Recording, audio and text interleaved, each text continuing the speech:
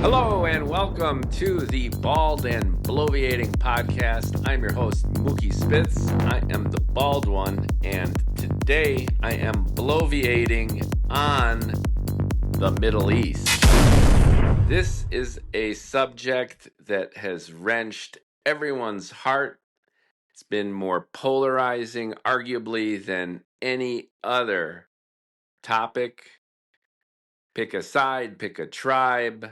Usually your tribe picks your side, and it's been a mess. It's been a mess for at least 70, 80 years since the end of World War II, the dawn of the State of Israel, the Nakba of the Palestinians, and decade after decade of cycles of violence, peace deals, terror attacks, culminating in October 7th.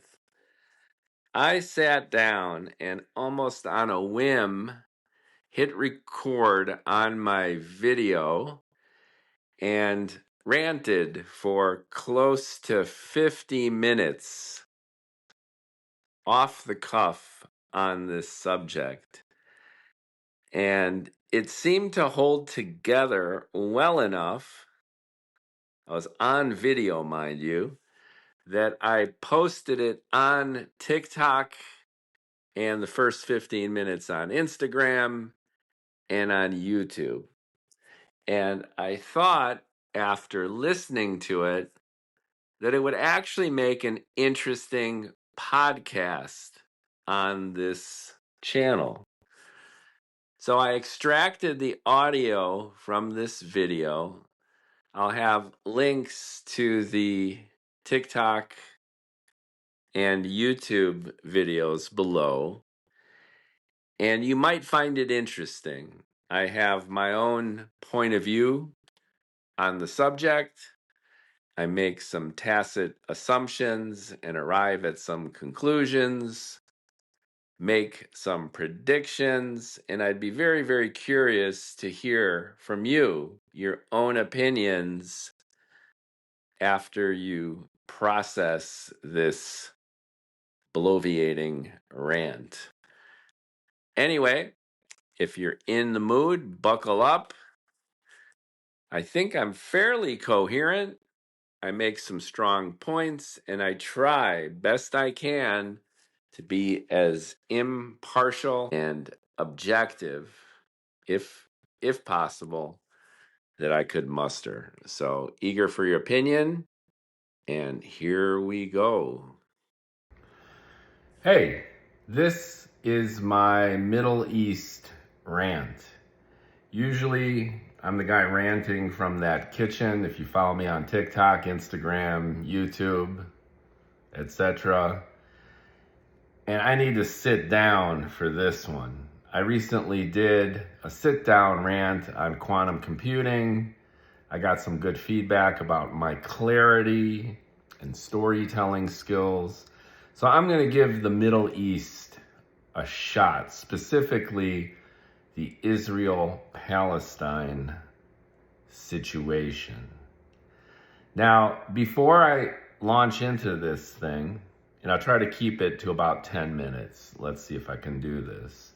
That said, I would ask that if you want to participate, you want to leave me comments, you want to engage in a conversation about this subject, regardless which side of this issue you're on, I would ask that you just listen to what I'm saying for the length of this video. In all fairness, if you hear one thing that triggers the hell out of you and then you leave a mean comment, it might make you feel emotionally better, but it's not getting us any closer to trying to figure this out. Fair? All right. Here's how I frame this situation. There are two fundamental things that need to be understood and accepted in order for the conversation even to proceed. The first one is the tacit understanding that the past the history doesn't matter. Now, I know what you're thinking, depending on which tribe you belong to. But I'll repeat it. The history of the conflict does not matter, nor should it impact what's going on now. And the reason is complex, but if I could simplify it to its essence, it's essentially that the past is the past, the present is the present, and we're not going to be able to figure out the future if we keep looking backward and not forward. Sounds like a cliche, but it's particularly important for this conflict because the feelings are so strong, the facts are constantly swirling and being contested, and here's the thing, it doesn't matter. Because the situation is the mess that it is right now. So, to talk a few specifics. From the Palestinian point of view, they're hanging out in Palestine. The Jews come in, claim the land, and there's a Nakba. There's a forced exile of 700,000 plus Palestinians from their land. On a high level, that's the outrage. That's the story. Palestinians were living there for centuries, minding their own business. Jews come in to retake Israel, the biblical, fabled land of the Hebrew tribes, and they kick the Arabs out off their own land, and that's the beginning of this cycle. Now, from the Jewish-Israeli side, there never was a real Palestine, and they admit that some Arabs were kicked off their land, but the Jews have a right to Israel. It's in the Old Testament. There's a historical precedent, and the Holocaust. Now, historians don't necessarily tie the Holocaust to the formation of Israel. Many historians point to the formation of Israel being independent of the Holocaust, but there is a profound connection in the heart and mind of almost every Jewish person on the planet, connecting the horrors of the Holocaust in Europe with the Jews' need for their own state. Now, this might even come across as paradoxical to some. So people have been anti-Semitic since the dawn of Semites, that people hate the Jews and the Jews need their homeland to be safe. As a Jewish person, to be transparent about that, that's what I've heard my entire life. But it doesn't necessarily make logical sense. Because if everyone hates the Jews, and then you take the Jews and you put them into a small, coveted piece of land, then they're not so safe anymore, aren't they? And after 70 years of ongoing violence, that's kind of bearing itself out. But I digress. Let me summarize. On the Palestinian side, there's the Nakba. The Palestinians were removed from their land. On the Jewish side, there's a sense of that's our land that you were on the whole time. We're entitled to it for historical and even moral reasons and protective reasons. And it's ours. So deal with it. And that has been the underpinning of decades of conflict. Whenever a bus blows up in Tel Aviv or an apartment complex is razed to the ground, crushing 100 Palestinian civilians, then either side justifies whatever happens by these facts. That's why these facts need to be irrelevant. Because you can keep arguing about this stuff, water under the bridge, blood under the bridge, forever, it's not going to lead to any progress. So, to put a pin in it, the first part of this conversation about the Middle East is, let's forget about the history, whether you think the Palestinians have a right to the land or the Israelis have a right to the land. The Israelis came in, although many Israelis say they were there the whole time. There's that argument too, which just reinforces how irrelevant this swirl is. The Israelis came in, they took the land, most of the land, and that's how it is. The Israelis fought wars. They shed the blood of their sons and daughters to retake the land or take the land, however you define it. That's the reality. Wars were fought, wars were won and lost. The Israelis now hold 78% of the land of Israel, exclusive of the Gaza Strip and the West Bank. The Palestinians now hold 22% of the land. Gaza Strip, West Bank. That's the current situation. So that's my first stop on this trajectory, to dismiss all that, because talking about it ain't gonna help. Let's create a blank slate of the now moving forward. It's not about who's right and wrong. It's just the reality. And this goes to my second point. First is history is irrelevant. And the second is the Palestinians aren't going anywhere and the Jews aren't going anywhere. The land is small. It is the size of New Jersey. It's not like the Americans, the white people who came from Europe and conquered North America. They killed and isolated the indigenous Indian population. The tribes who were here were conquered, often decimated, and now they're in reservations and more or less assimilated with the population. The white people were able to do this because they had superior technology and because the land is vast. It's huge. Once you take the land, you could hold the land and you could keep pushing and pushing. And as you're pushing and pushing, your own population is building and building.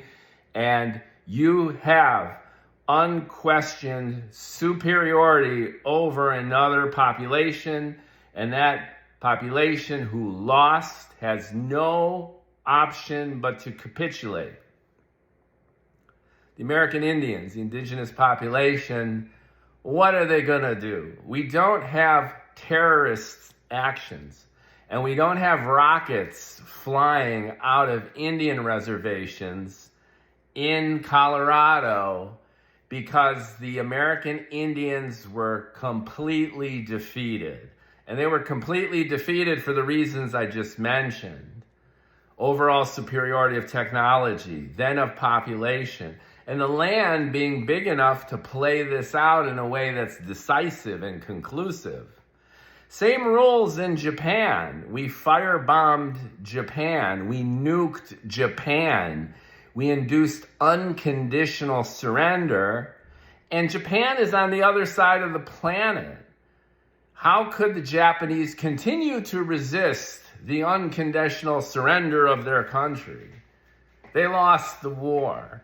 So when Bill Maher, for example, and other comics or pundits, philosophers or politicians complain that the Palestinians are a bunch of whiners, that all of this mess is their fault because they don't accept that they lost these wars, that they don't accept that they only have 22% of the land, that they don't accept that they're in this marginalized position, it's patently false from an experiential point of view because, as I started this, Israel is the size of New Jersey. They're right over there. The population is so compressed, and the Jews and the Palestinians are so near each other that the Palestinians have obviously used that to their advantage. They're not going to give up, and it's not because they're a bunch of whiners unwilling to accept their loss. Why should they accept their loss when 2 million of them have been compressed into the tiny Gaza Strip, and it's been turned into basically an open fortress, and the West Bank, which is this ongoing roiling mess of Israelis insisting on expanding the settlements, mistreating the Palestinian population. What, the Palestinians are just going to chill out and say, okay? There have been fighting and resisting. Why? Because they can, and because it's been effective. Has it been effective in bringing their own people peace? No, but it's been effective in destabilizing Israel and keeping the Palestinian cause and demand for a two-state solution on the map. So let me summarize. Number one, history is irrelevant because we can't change it and everyone picks a side and it doesn't lead to anything except more conflict. Stop with the history. Number two, the Palestinians haven't given up, and they're not whiners for not doing so because they're still empowered because of the topography and demographics of Israel-Palestine. They can use what they have against Israel to get what they want, which is at the very least statehood. So let's get over these two obstacles to this conversation. Now, those are the two key foundations. History's bunk, and the Palestinians have the power to keep stirring stuff up, so they'll continue to do that. And they're not going away. Although, as we've seen, Trump recently proposed that they will go away. And Mike Huckabee has proposed that the Israelis annex all of the West Bank. Why? Because they want to undo this second key point, which is the Palestinians are there and not going away, so we need to negotiate with them. If you can make the Palestinians go away, you don't have to negotiate with them. Now let's fast forward this mess through decades of ongoing war of attrition. Now there's two aspects to this war of attrition that's been going on between the Palestinian and Israelis decade to decade. The first is because of this asymmetry between Israel being a consolidated official nation with its own military, complete with tons of support, especially from America, with modern weapons, a standing army. Israel has been the power. And the Palestinians, because of their marginalized position, no statehood, no standing army, have resorted to guerrilla tactics, asymmetrical warfare. And what's happened from decade to decade are ongoing skirmishes. The heat rises up. The Palestinians make their move in terms of blowing up a bus, kidnapping soldiers, doing terror attacks.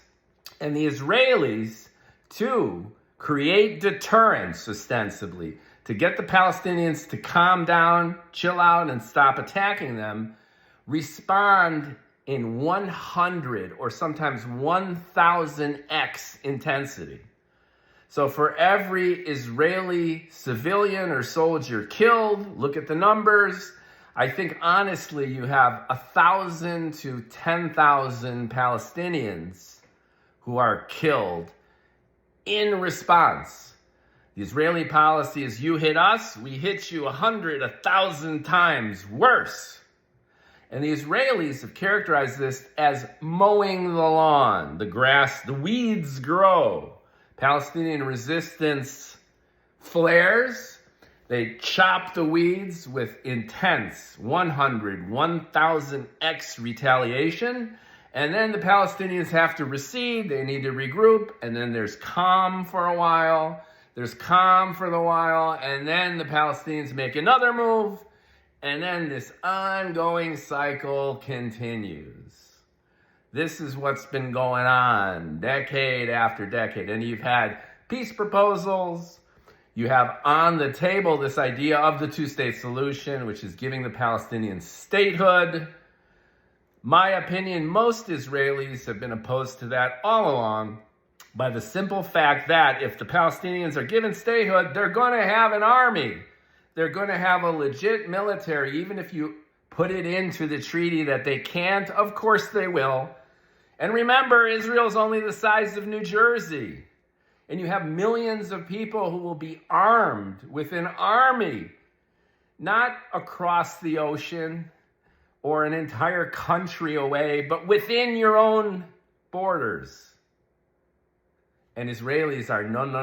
Now, the Israeli left, what I call the Haaretz magazine or Haaretz newspaper reading Israeli. They're liberal in the liberal progressive sense.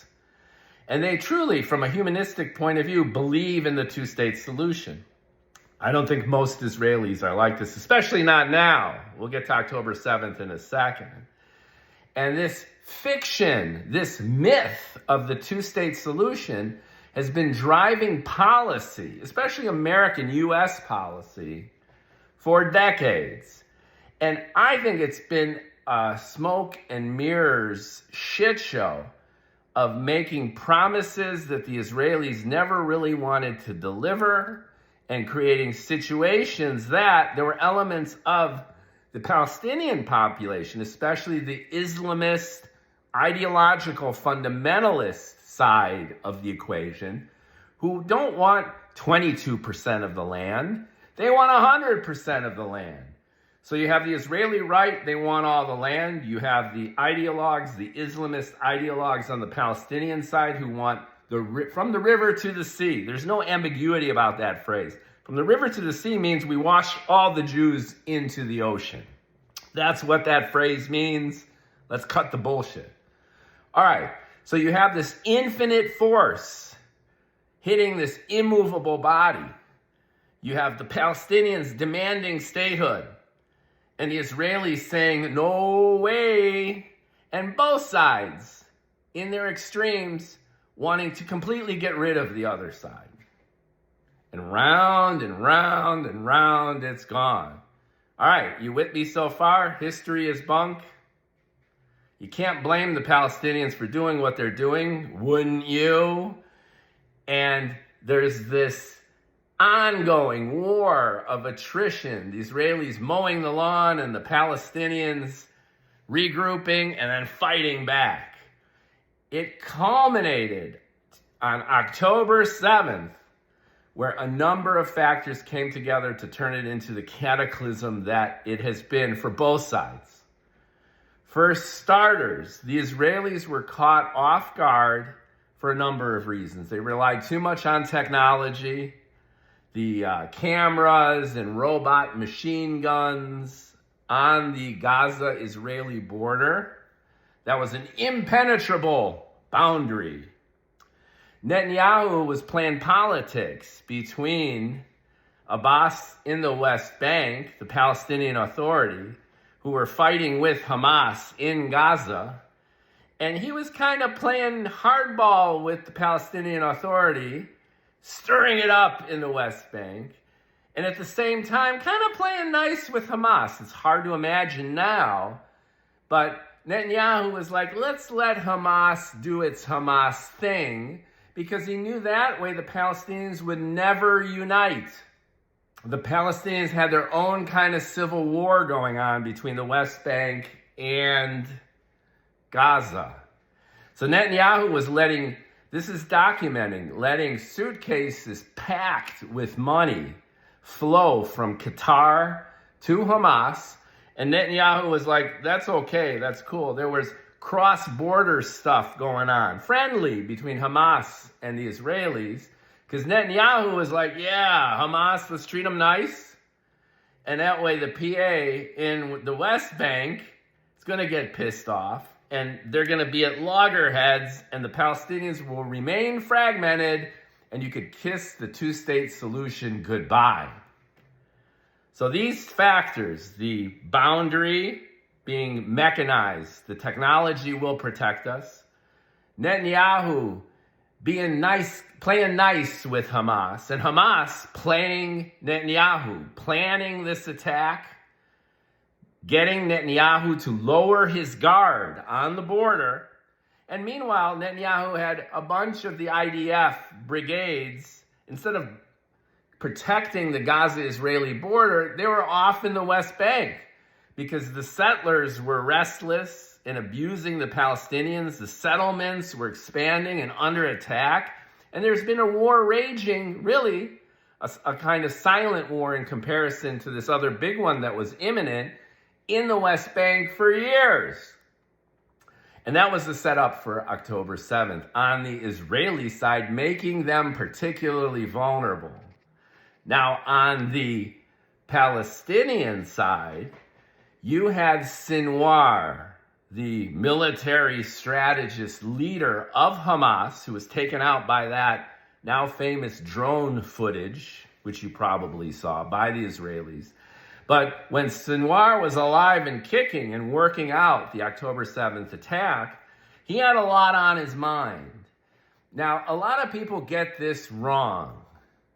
Sinwar did not intend to significantly damage Israel in any military sense whatsoever. That's absurd.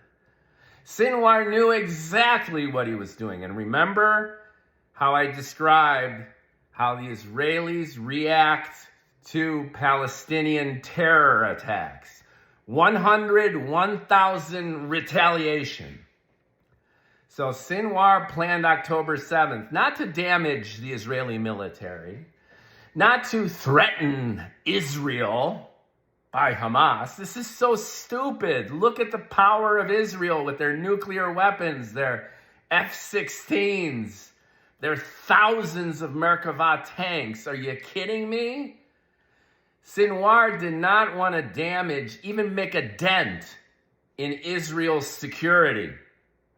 But he wanted to punch the Israelis right in the heart with their sense of security, shake them to the core, and do enough damage on October 7th to trigger exactly what happened afterwards.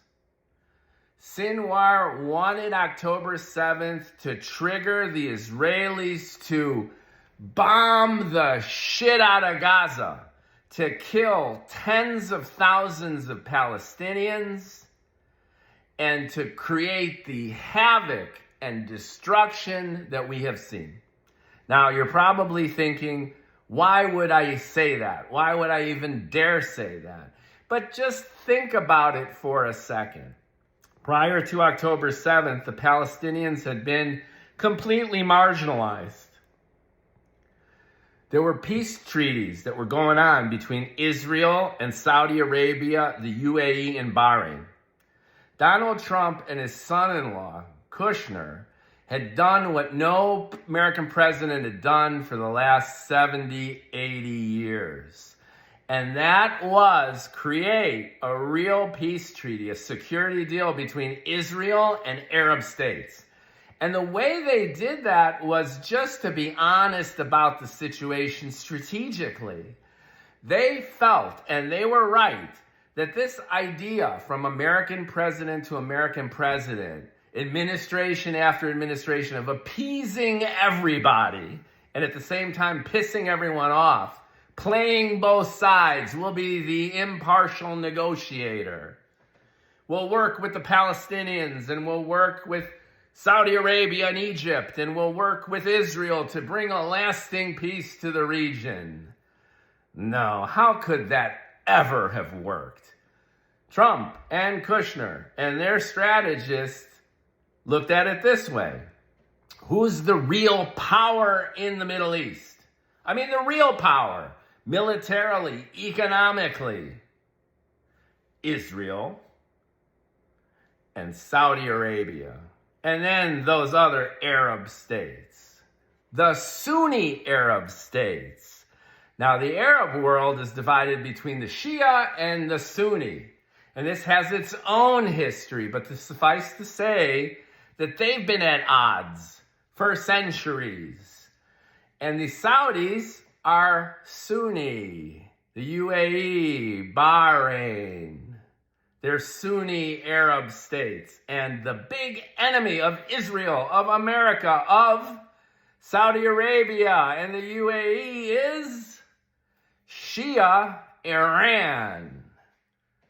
So Trump realized that it would be in the best interest of the Sunni Arab street, namely the ones with the power and the oil and the money and the influence, to forge a treaty between Jewish Israel and Sunni Arab Saudi Arabia and screw everyone else.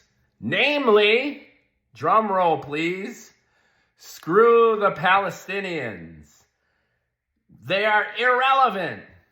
It doesn't matter about the rockets flying into southern Israel from Gaza. That's nothing compared to the overall power dynamic in the regions. Let the Palestinians rot. That's how the Israeli right has felt. That's how Netanyahu feels. And the Saudis, despite the rhetoric, they have to support Hamas. They have to support their people. But the Saudis know where the power is too, and MBS of all leaders is the most pragmatic.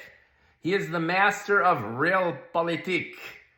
He might have chopped up the Washington Post journalist Khashoggi. He gets mad, he's emotional, he's a guy. But in the monopoly board, the risk board of global politics, MBS knows exactly what he's doing. Why do you think he bought the PGA, the Golf Association? It's all about PR. He knows what's going on, and he was willing to make a security deal with Israel. And you know what the bait for him was? He didn't give a shit about the Israeli-Palestinian conflict. He wanted the security deal so he can get nukes to counteract the Iranian nuclear program. So guess what's part of this deal that I'm talking about? Look it up. The Americans, my people, have promised Saudi Arabia with a nuclear reactor. Ta-da! And what does that mean? Fissionable materials, nuclear scientists. Saudi Arabia gets a nuclear reactor, and they are within years, months of their own nukes. And MBS is happy, and Israel is overjoyed. They have normalized relations with Saudi Arabia, United Arab Emirates. Are you kidding me? And they went for it, and they did it. And they did it without the Palestinians. No Palestinians. None. They were as marginalized as the Ukrainians are now, because Trump thinks the same way, which is the big guys matter. Winner takes all. It's a zero-sum game. Don't waste your time with the second-rate, tertiary players. Fuck them.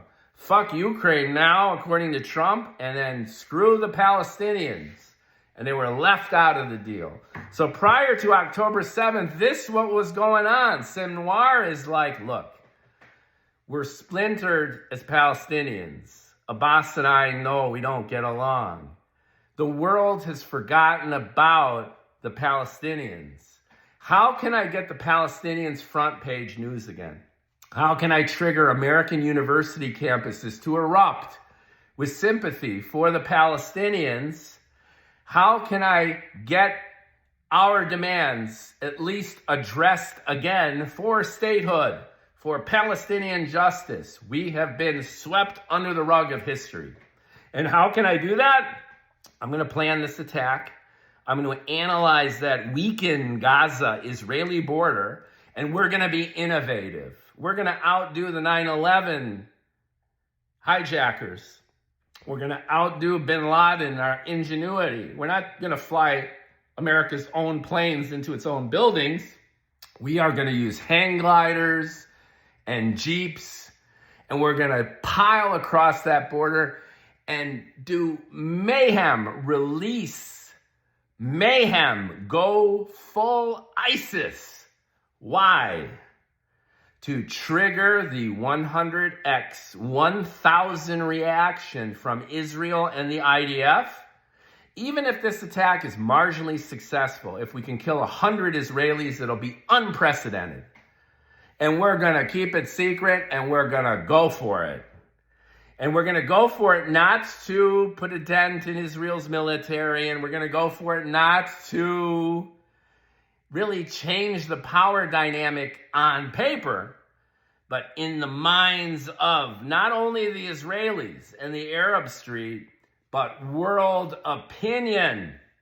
Because Sinwar knew that when the Israelis go apeshit, which is what they will do and what they did do, 100, 1,000x, we kill 100 Israelis, they're going to kill 10,000 of us. And that's exactly what happened. So when the October 7th happened, and there were messages from the West to Netanyahu to chill, don't overreact, don't fucking invade the wrong country like America did after 9/11. Chill out, because it's going to get you into bigger trouble than it did before. The Israelis couldn't help themselves. 1,200 Israelis were killed, many of them under extreme circumstances, and what was it? 300 hostages taken? Unbelievable. And of course, the Israelis went nuts. I was on the sidelines saying, no. If you check out my blogs on Medium, I was writing concurrently dozens and dozens of blogs, imploring from my own little bald dugout here to chill out, because you're doing Sinwar's bidding. You are doing what Hamas wanted you to do. And they did it. Now, what's been the result? Irony on top of irony, and paradox on top of paradox. It went step by step and point by point to Sinwar's plan. The attack is 10 times more successful, maybe even 100 times more successful than Sinwar had ever imagined. And the Israeli response is 1,000, 10,000 times more intense and destructive than he had also intended. And what's the result? 40, 50, 60, 70,000 Palestinians dead. Who knows how many starving, injured, wounded. Hundreds of Israelis killed, soldiers. Many hostages dead, many still being held, many being returned in boxes. An absolute nightmare for the region, but successful. American campuses are exploding with pro-Hamas, pro-Palestine. All of a sudden, throughout the world, the Palestinian cause is cause celeb number one. Anti-Semitism, anti-Zionism skyrockets all over the world, and Sinwar #winning. He got exactly what he wanted. And you could say, well, all these Palestinians, innocent civilians, were killed. He didn't care. He didn't care. It's the price of war. They've been playing this game of asymmetrical warfare and sacrifice for decades. And this was the coup de grace of asymmetrical Hamas, Palestinian strategy going back decades. No surprises here except for the ability to pull off this attack at this scale to get these results. So why the paradox? Why the irony?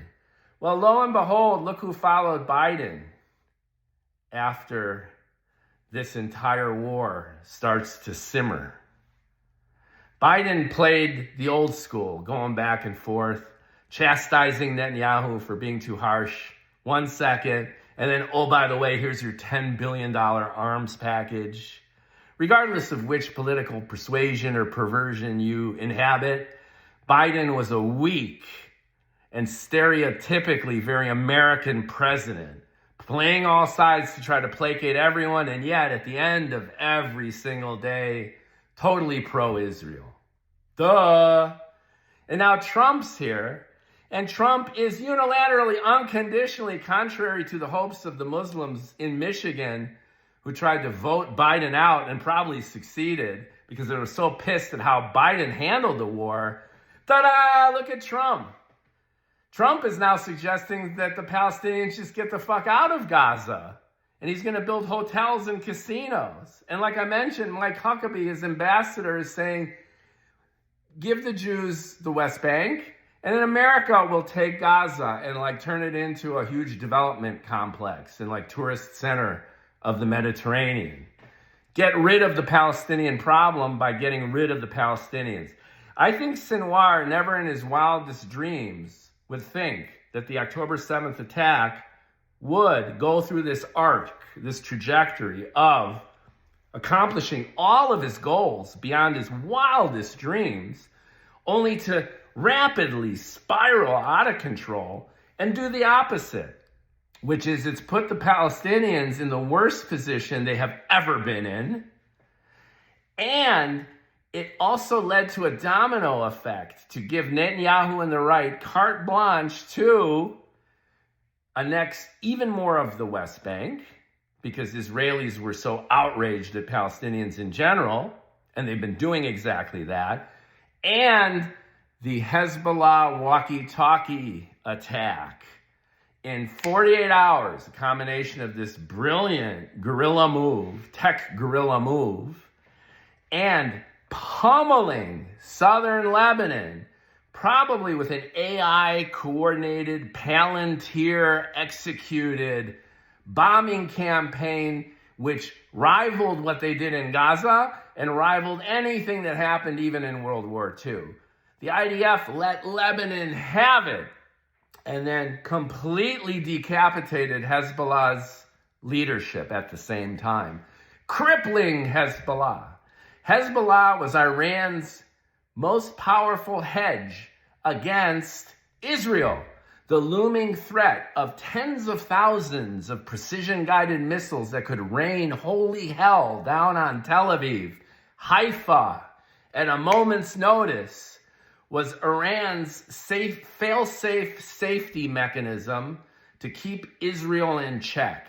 And within 2 weeks, from the bombing campaign to the walkie-talkie decapitation of Hezbollah's leadership, gone. Hezbollah is off the map militarily. So let me summarize. Sinwar initiated October 7th to get the reaction that the Israelis did, much to Sinwar's happiness, seeing the college campuses and public opinion shift away from Israel. But then Trump got elected again. And it turned it completely around. Netanyahu and Trump are high-fiving unequivocally. We're back to screwing the Palestinians, same as 2016. The added bonus of Hezbollah being neutralized, and now the gates have opened for Israel and its far-right coalition to get America, and here's where I'm going with this, roped into a military confrontation with Iran. And the reason I think that this is likely is because Israel has considered two existential threats throughout its existence. Number one is the Palestinian state, and as we've seen, off the table. And the other is a nuclear Iran. They're not going to let that happen. And I don't know what kind of assurances the Iranians can give anybody that they're going to unplug their nukes for fear of this war brewing. They might do this. And I hope that they do it because it would precipitate calming this down. But I think Netanyahu and the Israeli right, They know that after 70, 80 years, this is the culmination of the mowing the lawn strategy.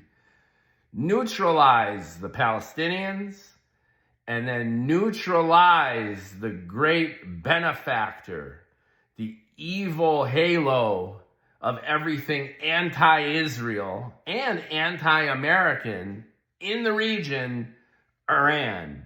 And unplug Iran forcefully, because it's now or never. The Israelis know, and they're right, that they will likely never have such a window of opportunity to really let loose on Iran. And it's further reinforced by those missile exchanges that went back and forth. Remember that? There was an attack on Israel by Iran with hundreds of drones and missiles. And I think only one or two of hundreds actually got through, with only one or two fatalities, which ironically enough was an Arab little girl who got killed in the Iranian drone and missile attacks. So Israel has demonstrated that their Iron Dome works, that they can in turn hit Iran, and the time has come for Palestine to be dismissed, for Hezbollah in Lebanon to be neutralized, and now for Iran to finally be taken out, at least in terms of their nuclear capability. Now, is it feasible from a military point of view? Are there bunkers? Are there installations that are just literally physically inaccessible? Likely. But again, it's perception and reality. And there's no way, I think, that Netanyahu is ever going to leave office without not only Israel and the IDF hitting Iran, but roping us into it too, because Netanyahu knows there will never be a more pro-Israeli sympathetic president than Trump and his administration. So where are we at? We're at an astonishing half-hour rant. I thought I'd go for 10 minutes.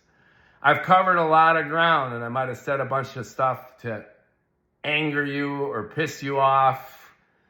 Maybe I've said a few things to get your mind going about this, but this is how I see the trajectory of what we've been living through, the rationale behind it, why the players have been doing what they've been doing. And just to summarize, history doesn't matter. The Palestinians haven't been whiners. They've been using their power. Sinwar was the apex of their power in terms of asymmetrical warfare, to poke the Israeli lion, to get them to attack, to bring the Palestinian cause to the apex of the world's opinion. Check, check, check, success, success, success, until Trump wins, pulls the plug on that entire strategy. The whole Palestinian house of cards comes down, empowering Israel to take out Hezbollah and soon to take out the Iranian nuclear program. And as cherry on this construct, the Israeli-Saudi security deal with a nuclear Saudi Arabia is in the cards, it's in the money, and be on the lookout for that. So what's the fate of the Palestinians? Unfortunately, it's dire. I don't know what's going to happen, but Hamas will not be allowed to maintain itself in any official capacity. And the ceasefire that's currently in place, no way is it sustainable, not with this power structure, not with everything that I've just described. And the West Bank, the Israelis are dead set on annexing the entire West Bank. And if they can exile the Palestinians, they will. I'm not saying it'll happen, but do many Israelis want it to happen? Does Netanyahu want it to happen? Oh yeah, they're on board with that. And then what about Russia? They've been allied with Syria. Well, guess what? Trump has done the same thing with the Ukrainians as he's doing with the Palestinians, because he sees big picture. Russia's going to enter all this as ally to the U.S., ally to Israel, especially since Assad is gone. You see how these pieces come together? Anyway, I'm going to blow up your phone and mine. I'm eager for your feedback. Let's keep the conversation going. And if nothing else, I would think that I made you think a little bit differently about what the media and everyone considers so patently obvious, and yet often the opposite is true from what we are meant to hear and see. Thank you.